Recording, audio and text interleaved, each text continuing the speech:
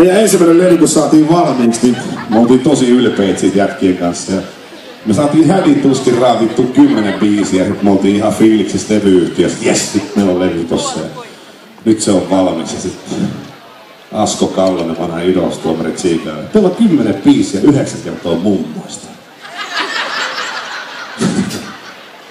Artti, joko sä oot tosi pahasti sekaisin, tai sitten sit sulla on oikeesti niinku sympatia sun isovanhempia kohtaan. Mutta ei sitä voinut mitään. Ne biisit tuli rakkaudesta ja tunteista ja elämästä. Ja eihän se nyt ole väärin kirjoittaa isovanhemmista kappaleita. Ja aika harva tietää, että vaikka tää kulkeekin mun nimellä, niin mä en yksin niitä kappaleita tee, enkä yksin ole tässä bändissä, enkä yksin joudu miettimään kaikkia hommia. Mulla on erittäin hyvä aisepari pianon takana. Janne Rintala, Jannelle voi antaa aplodit. Kiitos, hyvät ystävälliset. Muun muassa seuraavan kappaleen ilmeisesti jonkun mummosta myös sanottu. Mulla on sanottu niinku 50-50 mummoista. Tää on kyllä Jannen sanottama biisi, ja biisin nimi on Jarin mummo.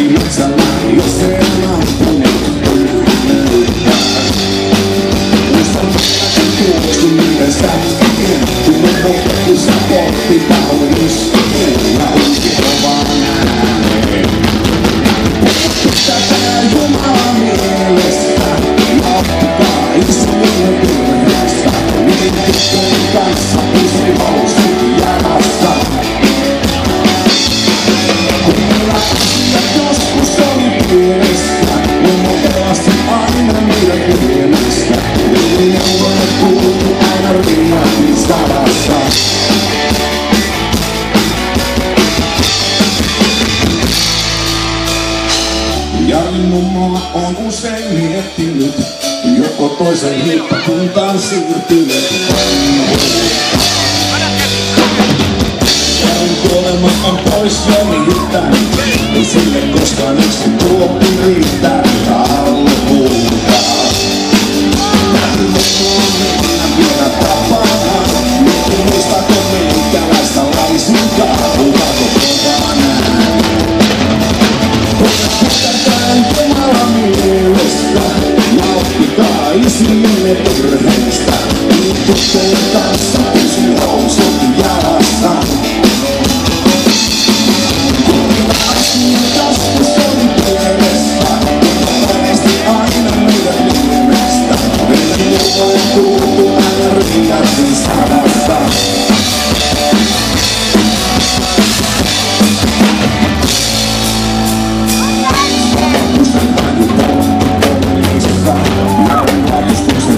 Tänne!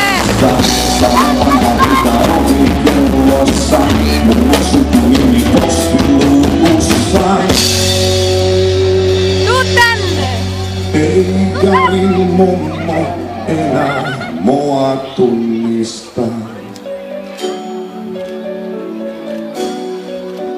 Kiitos, Jartsan mummo.